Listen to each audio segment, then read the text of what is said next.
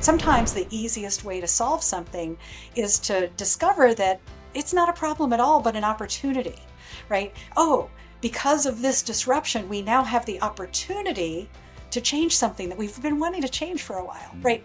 Stop stressing about the things that aren't in our control. Start devoting all our energy to what do we do next?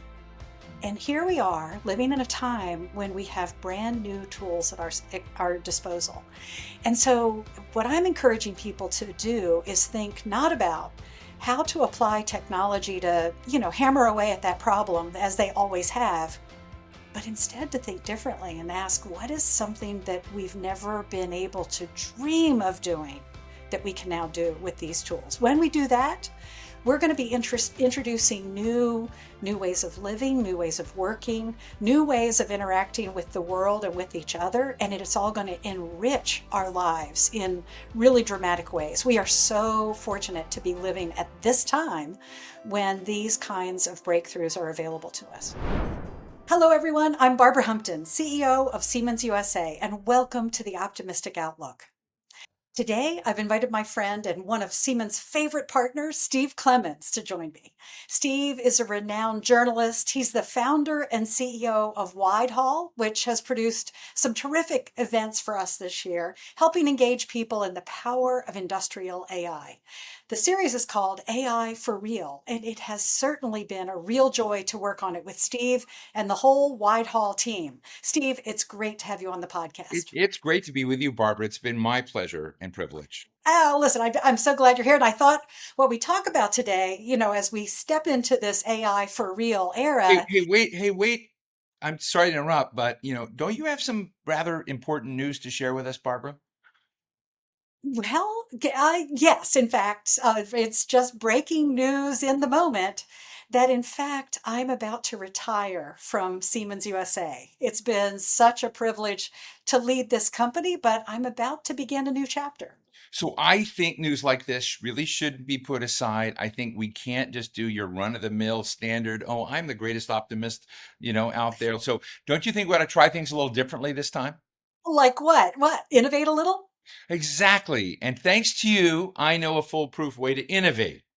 Here's my little on a napkin idea. Can you all read it? Steve gets optimistic. I want to host the show today.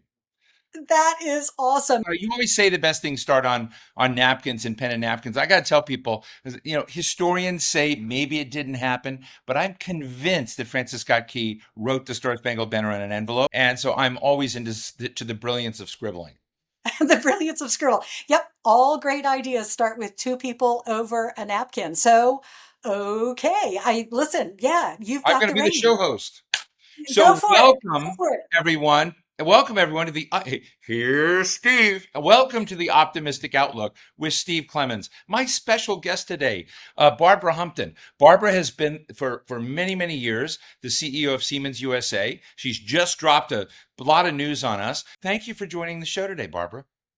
Why, thank you, Steve. It's just such a pleasure to be here with you hosting. Now, you've been hosting the Optimistic Outlook for about 5 years now. I am an addict. I am a very compelled listener. You've always dented me. I think you have moved the needle on my own optimism of things. So I want to thank you. But as I understand, the podcast started as a pandemic project back when most people at Siemens were working from home and the world wasn't looking particularly cheery, more like my normal world. Tell me about the evolution of this podcast. How did you get it started? Why did you put your focus on optimism? Well, first of all, can I just say, Steve, I would brand you as gritty realism, right? You're one of Really those people who with a actually smile, with a digs in. smile. Yeah. It's fine. Well, and okay, so I'm just one more step further than that because, I'm absolutely deeply grounded in we have to accept reality. And what happened during COVID was we had members of the team who said, we're disconnected, we're not sure what we can do, this feels overwhelming. And it felt like the right thing when Dixon Mercer came to me and said, I've got an idea for a podcast. We didn't know what to name it yet, but what he knew was that if we could start talking to people about things that we can control in a world where there were so many things we couldn't control, if we could keep people focused You on you were getting giving busy and moving the needle, we and you knew were, that there'd be an audience for that. and you were giving people agency in a time where they felt like victims. But that's a good way to put it. And I think that one of the interesting things I often think, I don't know why I think about mountains a lot, but I think I love mountains. I like mountains, but there are mountains out there that make their own weather, and there are mountains that don't. And I sort of think in the time when you were building this, it's very hard to see anyone. The weather was COVID, and it was really imposing some harshness on everything. I'm really interested in the origin story because, I worked at the Atlantic, Semaphore, The Hill. We've seen new media productions that I've been involved with. I was at New America. Doing something new isn't always easy. It's on always hard. And a lot of people may look at you, well, Barbara, if that's what you want to do, maybe okay, but they think it may be a little crazy. How did your early world look at this podcast? How did your bosses look at it at the very beginning? Oh, well, actually, I was just thrilled with their reaction. It's an interesting thing because we actually did need to help get the story out. I mean, Siemens was playing a critical role throughout the pandemic. And here we were talking to people who truly were leaders in fields. And the reaction from my colleagues at Siemens, and particularly our global leadership, was excellent. I will tell you that the strange thing about it is I was plenty used to talking to people inside Siemens, but to actually reach an external audience has turned out to be really fun. I mean, I bump into people in places when I travel around the world, people who say, "Hey, I'm a fan of the show." This is, I mean, the show, just for folks who are watching, probably already know this. The show's become huge. It's a huge show. I'm sure you're contractually obligated to say that all of your guests are equally compelling. You love all your children, of course, but considering who you've had on, can you walk us through some of the most memorable, notable, interesting personalities and exchanges you've had over these 5 years? Well, it's been stunning. We've had something like 73 episodes. I mean, I don't keep track. And the cool thing about it is we've had business leaders, Scott Kirby, who was introducing Sure. sustainable aviation fuel. United Airlines. Yeah, we've had Did you have leaders him on in talking about biofuels and planes, and were you willing to get on one of those planes? as a matter of fact, I was on the first Wow. flight from Chicago to DC, and I will comment that it didn't even smell like French fries, which is what everybody told me to expect. No, I mean, so people like Scott have been real leaders. Then there are the government leaders: Anthony Fox, former Secretary of Transportation; Mayor Hancock of Denver. Oh my heavens!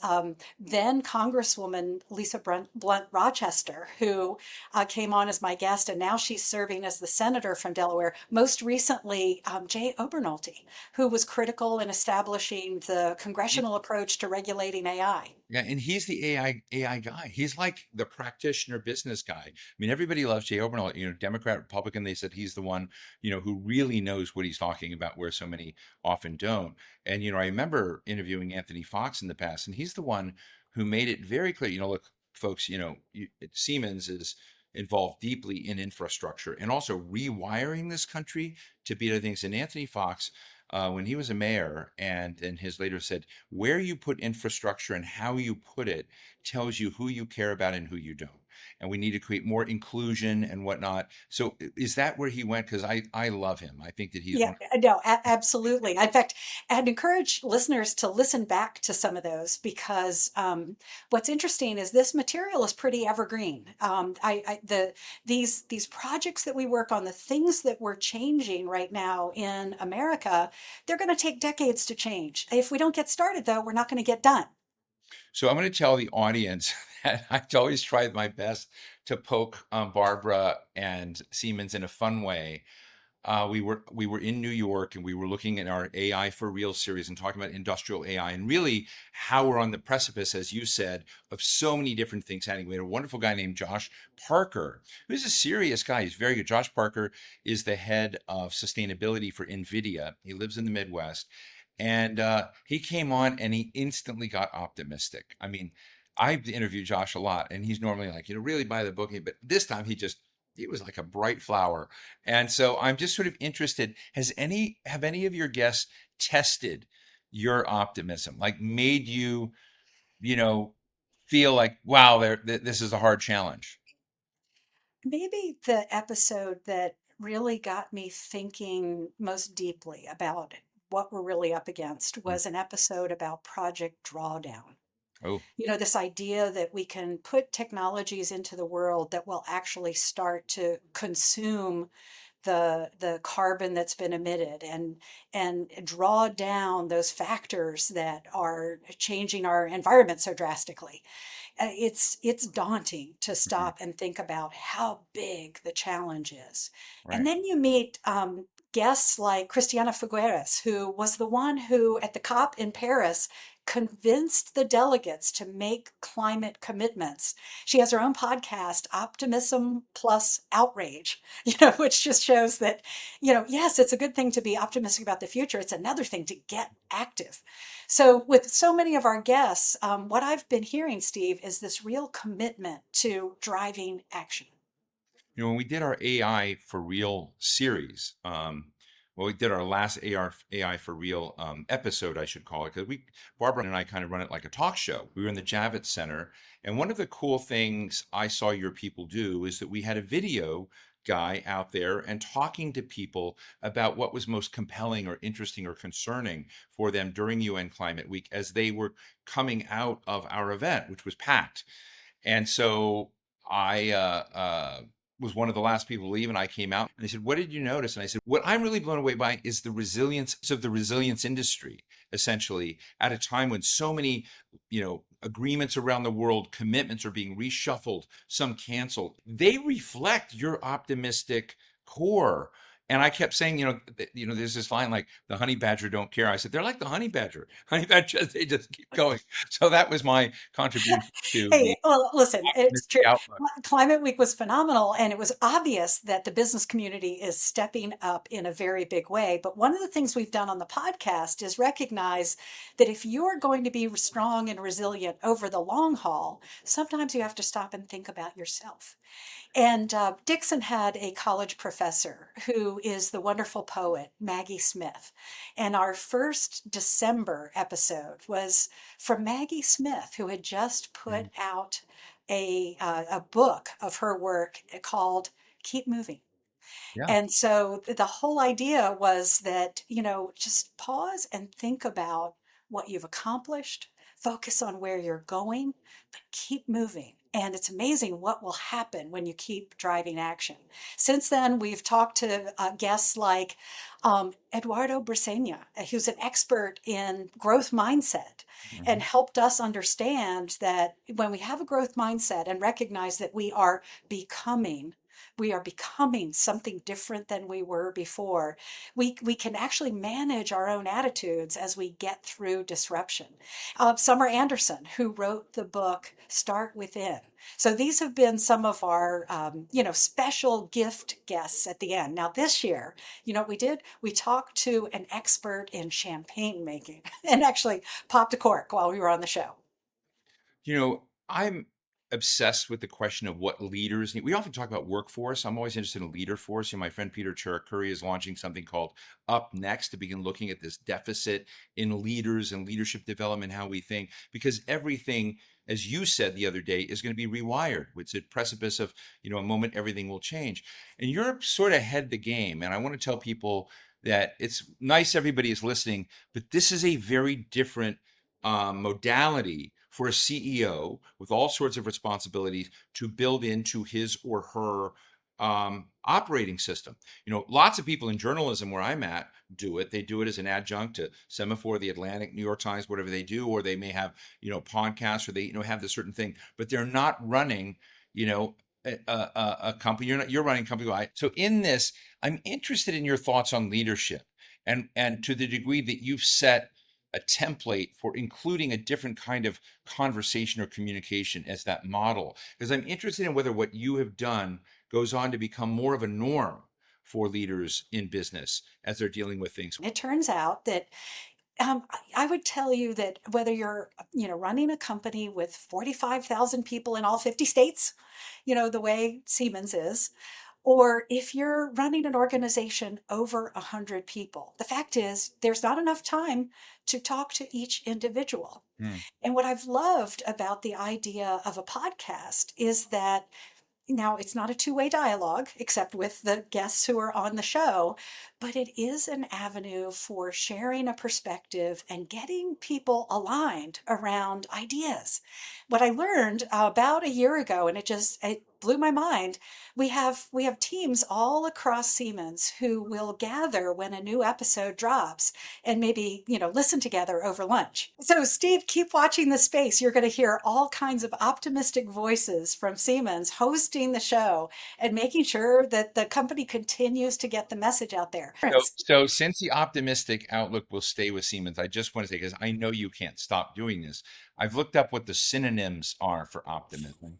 And Okay. you've got assured, bright, buoyant, cheerful, cheering, confident.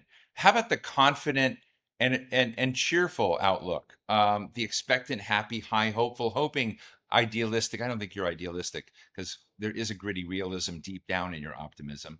Keeping the faith, merry on cloud nine, top of the world, positive, promising, sunshine, rose-colored, rosy, sanguine, sunny, trusting, utopian. I just want to tell there are options, Barbara, out there. I will tell you there's one other word you didn't mention, Yeah. but it might be one of the most important, and maybe I'll encourage Siemens to consider this. I Mm. read early on in my time as CEO of Siemens USA, Nassim Nicholas Taleb's book, Yeah. Oh, sure. Black Swan. Anti-Fragile. Yeah. Yeah. Anti-Fragile. Right. And the idea that there otherwise isn't any word for things that get stronger from Mm. disruption. Oh. And I actually think this is part of what the optimistic outlook is all about. Is that can we share ideas showing that other people are getting strong in disruption? My Love most recent episode was, how do we construct homes in a factory so that we don't need as much on-site construction labor? Turns out it's possible. Turns out they can do it at scale. These are the kinds of responses to a disruption in the world, that. and to be disruptive, to thrive without thriving on the fragility of others. So making sure that no others are harmed in this. But I would say the anti-fragile is a great, because I do feel, and particularly coming after Climate Week and thinking about energy, thinking about AI, thinking about the infrastructure demands that are coming in, thinking all of this. That's another way of talking about not only building triumphs in areas and new productivity gains, but also being anti-fragile. And I really love the anti-fragility of the climate crowd that's up there. Look, I've known you since you became CEO, and that's 7 years ago, and you've been at Siemens for 14 years. So it's been such a privilege to work with you. But I'm interested in how you became this magnificent, CEO of Siemens USA. What was your track? What are and for the people listening, what are the replicable lessons of your journey? Well, I mean, my journey started when I thought I would be a math professor like my parents. But IBM came to Wake Forest University and was recruiting every math major they could find. Why? Mm. Because it was the beginning of the computer age and they Oh, so needed you were people there who at the could be beginning. trained to be Wow. programmers. Wow. And from that, I got involved in programs that were critical to national security, and I was hooked. And so from classified stuff to the global positioning system to biometrics for the FBI, I was involved in missions that matter, and I loved it. Wow. I've never thought though that I would end up being a leader in a business. What I thought was my math background made me pretty good as a programmer. I knew that what I loved doing was bringing together teams of very disparate backgrounds. When you get the engineers and the architects and the programmers together and the testers, and put them all together, and you get everybody's perspectives, you get better products out at the end. I loved coordinating, integrating, and what I especially loved was when you could take a really hard situation where everybody else was running away, you could run to the problem with a bunch of smart people and fix it up. Then there was nothing better than accomplishing something where literally afterwards people would say, I didn't think you could do that. And so, what I've often said to people is pay a lot of attention as you're going through the jobs that you have from day to day. and figure out what you find fun. Pay attention to what causes you to lose track of the time. Paying attention. Yeah, We're in careful the with that. flow, the things that put you in the flow, those are the things that you could and should try to do more of. And as it turned out for me, I got an invitation after 27 years with IBM, which sold its business to Lockheed Martin. In essence, 27 years with the same team, you know, growing responsibility, ending up with a true portfolio of business. I got the invitation to come here.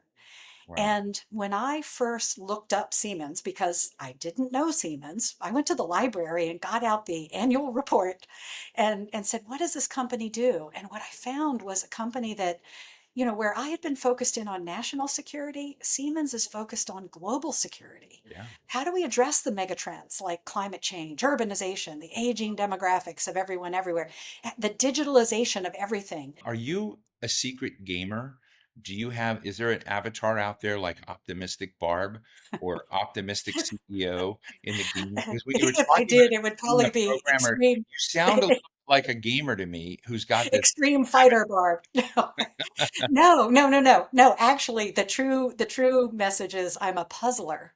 Oh, I love doing all the puzzles that, for instance, the New York Times all the puzzles that the New York Times tees up for its regular readers and viewers. But you Steve, can I just, there's one thing I'd really like to make sure people notice about Siemens, right. because it's true. A lot of people have thought of us as a conglomerate, right? Mm, There's the buildings business, there's the industry business, there's the, right? If you look closely and look with a lens that's tilted just a little, what mm, you'll see is that it's the same technology that combines the real and the digital that's at the heart of mm. everything that we address at Siemens. How do you make buildings better? Well, by gathering data and then applying AI and, actually producing new services. How do you make manufacturing better? Oh, by gathering data and using AI and driving automation differently. That core technology, this is the industrial AI that Siemens is introducing to the world. This is the new industrial tech sector, and it's orders of magnitude bigger than the tech sector that's been delivered so far. So let me just ask you in a real way, because you and I have talked about it. We were, in New York, remember on that Manhattan, we had Stefan Verelhurst, who's one of the great thinkers and scientists about this digital age coming. He's extraordinary. We had other people who joined us, Nathan Sheets, the global chief economist of Citibank. And these are people that are not shrinking violence, and they see, the promise of AI and what it's going to do. You communicated beautifully in terms of industrial AI or AI for real, but it's also how can this transform, people's connections with each other and with our future. But there's a lot of anxiety out there, particularly about jobs. And I just want you to get a chance to share with you what you shared on that stage in New York about the promise and prospect of how the world's going to look different in jobs and why thinking about that can be a positive and optimistic thing. It sure can. And, there are so many things that we do today. We just accept that we must. The only way to solve problems is through processes that we've used for so long. Mm, And here we are living in a time when we have brand new tools at our disposal. And so, what I'm encouraging people to do is think not about how to apply technology to, hammer away at that problem as they always have, but instead to think differently and ask, what is something that we've never been able to dream of doing that we can now do with these tools? When we do that, we're going to be introducing new ways of living, new ways of working, new ways of interacting with the world and with each other, and it's all going to enrich our lives in really dramatic ways. We are so fortunate to be living at this time when these kinds of breakthroughs are available to us. So I'm assuming we have a lot of C-suite leaders, other people interested, not in just the stuff we're talking about, but in the matrix and framework of how you make decisions, how you deal with challenges. And you've just been through a lot. You've talked about COVID, and guess what? That gave birth to the optimistic outlook, which is cool. You've been involved with major acquisitions of software companies. There have been other speed bumps. Not everything's pretty all the time, but I'm No. just interested in what your lessons as a leader or as you're conveying to other people, because everybody's in a different situation, right? And they're not all on the same deal. But there is something about stumbling blocks, speed bumps, things that get in the way, regulatory issues, buying Mm. something big and figuring out how you're going to digest it. What are some elements of, I hate to call it North Star because it's not like there's one star for everything. There's a lot of North Stars, but what's your North Star in leadership and thinking in managing some of these challenges? Yeah, I mean, well, let's just think of it maybe as a practice that it is possible to be in a constant state of stress. And by the way, there are some people who seem to subscribe to that whole idea that, what doesn't hurt, you're not working hard enough. It's gonna have to be stressful for us to know that you're making your contribution. And my perspective is really different from that. Hmm. First of all, challenges. Most of the time, the things we get faced with, we call them challenges, we call them roadblocks, we call them hurdles. They are just things. They're news. It's something that's happened. It's out of our control. And what I wish is that we could first just pause and say, "Yep, this is reality. Now what are we going to do?" Mhm. And what I've learned over the years is that, particularly if you have really smart people around you and you're very transparent about what is that hurdle we're dealing with, people come up with the most creative solutions. I was told once mid career that IBM must have instilled this in a lot of us. The mental practice of actually picking up a problem and looking at it from multiple angles. Sometimes the easiest way to solve something is to discover that it's not a problem at all, but an opportunity, right? Oh, because of this disruption, we now have the opportunity to change something that we've been wanting to change for a while, Mm. right? So the pause is probably the most important thing. Stop stressing about the things that aren't in our control. Start devoting all our energy to what do we do next? I'm just so excited for you. I know you're moving on to your next big challenge. I know a little bit about it, which I know you'll share soon.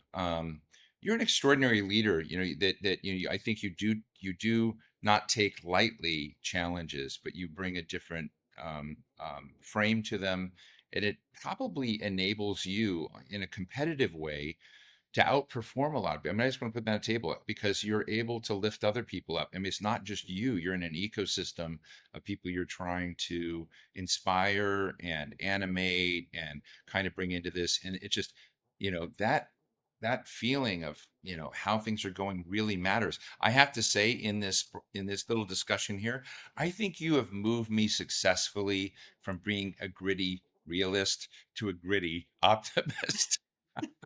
I love it. I love Maybe it. that'll be the new title, The Gritty Optimist. But let me ask you, Barbara, just as we're wrapping this up, and you've had so many leaders and innovators and creative thinkers and journalists, people that are out there doing consequential stuff on your own show. And you always ask them this question. I'm going to ask you the same thing. As you start this next chapter now, what's the optimistic outlook you want to share with our audience? Yeah, listen. um, we're living in a time when we have the resources we need, we have the creativity we need to overcome any challenges we get faced with. What I'm most optimistic about is what I've seen, and you just mentioned it, the idea of ecosystems. In the past, we've often thought we are competing against one another. I prefer to think that we together are competing against the challenges we're faced with.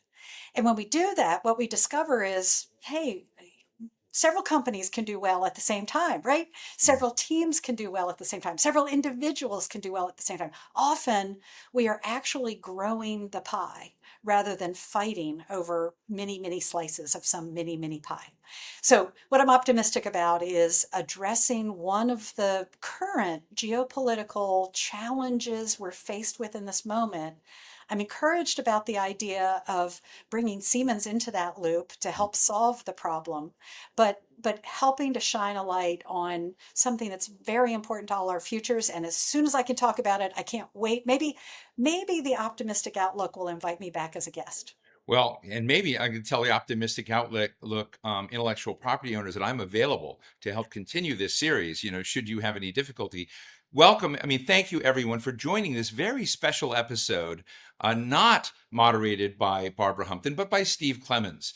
But this was a real tribute to you. You're an incredible leader. You've been an incredible show host. I'll let you as host on my show close out this show as a special guest opportunity. A big thank you to Steve for hosting my final episode of The Optimistic Outlook. I couldn't have asked for a better exit interview. As mentioned during the episode, we started The Optimistic Outlook during the pandemic at a time when most people were isolated, confused, and worried about the future. Part of our goal was to balance out those feelings with a regular dose of optimism. Stories about how the world was innovating, making progress, and improving lives. Over the course of 5 years, you've heard from businesses who are transforming U.S. manufacturing, modernizing the electric grid, and increasing America's housing supply. Nonprofits helping young people gain trade skills and find apprenticeships. Politicians investing in AI, infrastructure, and public transportation. Researchers advancing the next era of automation. Sustainability experts on everything from energy to airplanes to winemaking. And you know what the best part is? There's more to come. Because while I will soon pack up my office, I intend to leave a heaping portion of optimism, my love of growth, innovation, curiosity, and enthusiasm with Siemens USA. I can't wait to see what the future of this podcast holds, the exciting ideas and creative solutions that we'll explore for businesses, people, and society. I'll be listening. Please follow us on social media and on your favorite podcasting platform. Thank you for tuning in.